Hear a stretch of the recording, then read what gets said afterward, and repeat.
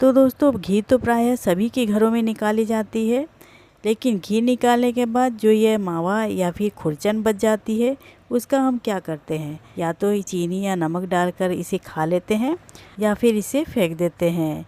तो आज इसी से मैं बनाने वाली हूँ बिहार की फेमस रेसिपी। और इसके लिए सबसे पहला काम करना है, हमें 1 कटोरी चीनी लेनी है और उसमें डाल देना है आधी कटोरी पानी, और इसी तरह से इसे ढक कर के छोड़ देंगे कुछ देर के लिए। और यह देखिए फ्रेंड्स, आज ही मैंने मलाई से घी निकाला है और यहाँ मैंने लगभग 500 ग्राम घी निकाल लिया है मलाई से। तो इस टाइम पर आप चाहे तो इस खुरचन को किसी दूसरे बर्तन में निकाल करके रख ले जिसमें आपको इस रेसिपी को बनाना है, लेकिन मैं जैसे बनाती हूँ मैं वैसा ही आप लोगों के साथ शेयर कर रही हूँ। मैं किसी और बर्तन में इसे निकालती नहीं हूँ। तो यहाँ मैंने लिया है 3 कटोरी आटा, और इस रेसिपी को मैं आटे से बनाने वाली हूँ जिससे कि थोड़ी सी हेल्दी हो जाए।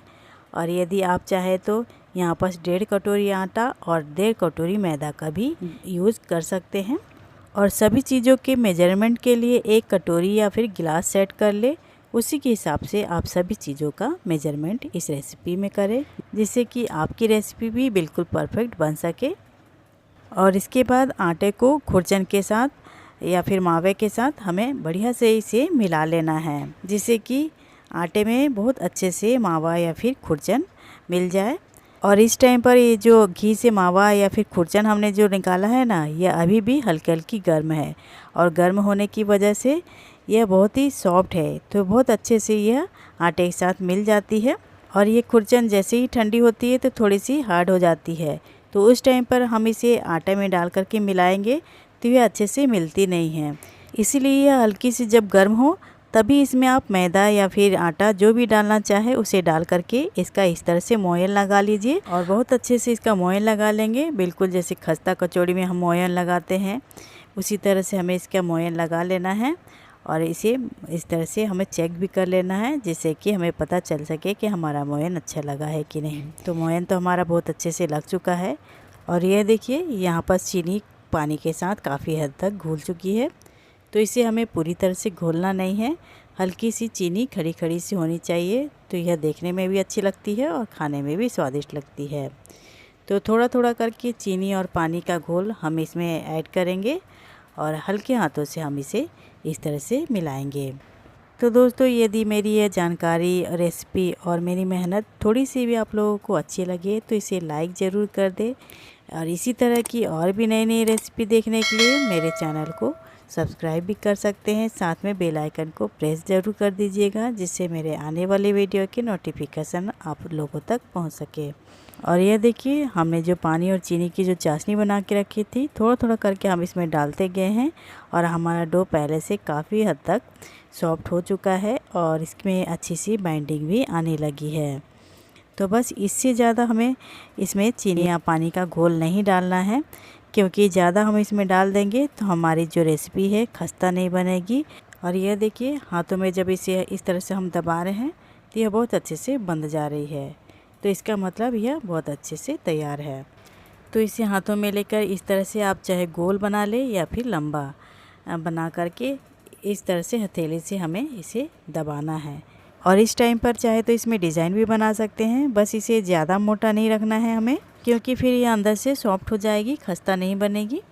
और यदि आपने यहाँ तक वीडियो देख लिया है और आप बिहार से हैं तो अभी तक तो आपको पता चल ही गया होगा कि मैं बिहार की कौन सी फेमस रेसिपी बना रही हूँ, क्योंकि बिहार में प्रायः सभी के घरों में ये रेसिपी तो बनती ही है। और आज हम बना रहे हैं बिहार के फेमस खस्ता ठेकुआ, वह भी घी के बचे हुए खुरचन या मावा से। तो ये देखिए, हमारी दूसरी भी ठेकुआ बनकर तैयार है, और इसी तरह से हम बाकी सभी ठेकुआ को भी बना लेंगे। और ये जो चाशनी बची हुई है इसका इस्तेमाल भी हम करेंगे, क्योंकि जैसे जैसे हम ठेकुआ बनाते जाएंगे तो यह थोड़ी ड्राई होती जाती है, तो जैसे ये थोड़ी सी ड्राई होने लगेगी हम थोड़ी सी चाशनी इसमें डालेंगे और ठेकुआ बना लेंगे। तो चलिए अब इसे फ्राई कर लेते हैं। फ्राई करने के लिए मैंने पैन में तेल डाल करके गैस पर चढ़ा दिया था जिससे कि वह जल्दी से गर्म हो जाए। तो तेल को हमें पूरी तरह से ज़्यादा गर्म नहीं रखना है, बिल्कुल मीडियम टू हॉट ऑयल होना चाहिए। और इसे फ्राई करते वक्त गैस का फ्लेम लो टू मीडियम रखेंगे, और लो टू मीडियम फ्लेम पर ही हम इसे फ्राई करेंगे, जिससे कि ये अंदर तक अच्छे से क्रिस्पी और खस्ता हो जाए। और एक साथ ढेर सारा ठेकुआ हम इसमें नहीं डालेंगे, नहीं तो इसे पलटने में ये टूट सकते हैं। तो इस तरह से ये एक तरह से जब हो गया है तो मैं इसे पलट करके दूसरी तरह से भी फ्राई कर लूँगी।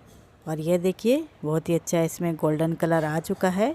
तो बस इसे हम निकाल लेंगे और बिल्कुल हल्के हाथों से ही इसे निकालना है, नहीं तो ये बहुत ही सॉफ्ट होते हैं, बहुत जल्दी टूट जाते हैं। और इसके क्रैक जो दिखाई दे रहे हैं इसी से पता चल रहा है कि हमारा ठेकुआ कितना खस्ता बना है।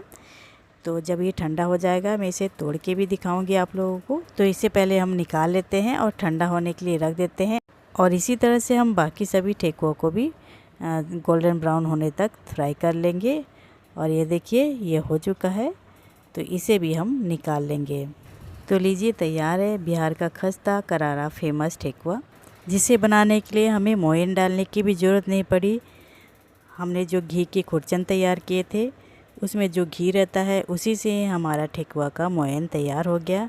तो इससे तो ठेकुआ अच्छा बना ही, साथ में हमने जो घी से उसकी खुरचन या फिर मावा निकाल के रखे थे उसका भी हमने यूज़ कर लिया। और इस खुरचन या फिर मावा से और भी कई रेसिपी बनती है। यदि आप लोगों को इसी तरह की और भी रेसिपी चाहिए तो मुझे कमेंट करके बता सकते हैं। और यकीन मानिए इस खुरचन से या फिर मावा से बहुत ही ज़्यादा टेस्टी और खस्ता ठेकुआ बनकर तैयार होता है।